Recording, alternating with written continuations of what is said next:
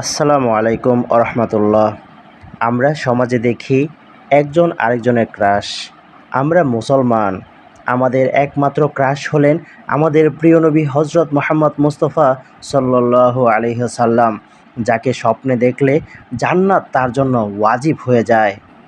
আমাদের প্রিয় নবীকে স্বপ্নে দেখতে হলে আমাদের একটা দরুদ বেশি বেশি পড়তে হবে। আসুন আমরা সবাই এই দরুদটি বেশি বেশি পড়ি, যাতে আমরা নবীজিকে স্বপ্নে দেখতে পারি এবং আমাদের জান্নাতটা দুনিয়া থেকেই কামিয়ে নিতে পারি।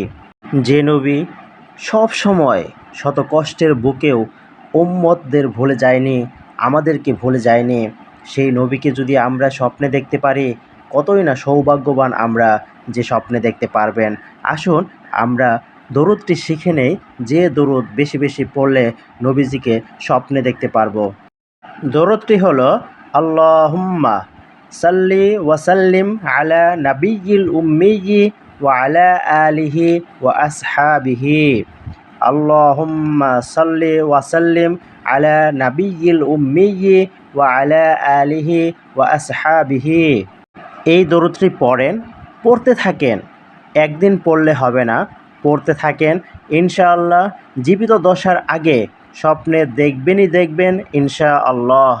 হে ধর্মপ্রাণ মুসলিম ভাই ও বোনেরা, আসুন আমরা এই দরুদটি বেশি বেশি পাঠ করি। বিশেষ করে আমরা যখন ঘুমানোর আগে এই দরুদ শরীফটি বেশি বেশি পাঠ করে তারপরেই ঘুমাই। আমরা মুসলমান, আমাদের একজনের জন্য আরেকজনের ভালোবাসা, টান, মহব্বত এটা থাকবেই। এক মুসলিম আরেক মুসলিমের বিপদে আপদে এগিয়ে যাবে, এটাই স্বাভাবিক। আপনি যদি এই দরুদ পড়ে নবীজিকে স্বপ্ন দেখেন, তাহলে আপনি শেয়ার করবেন, যাতে আপনার শেয়ারের কারণে অন্যজনও নবীকে স্বপ্নে দেখার সুযোগ পায়। ভিডিওটি সবাই শেয়ার করে দিবেন।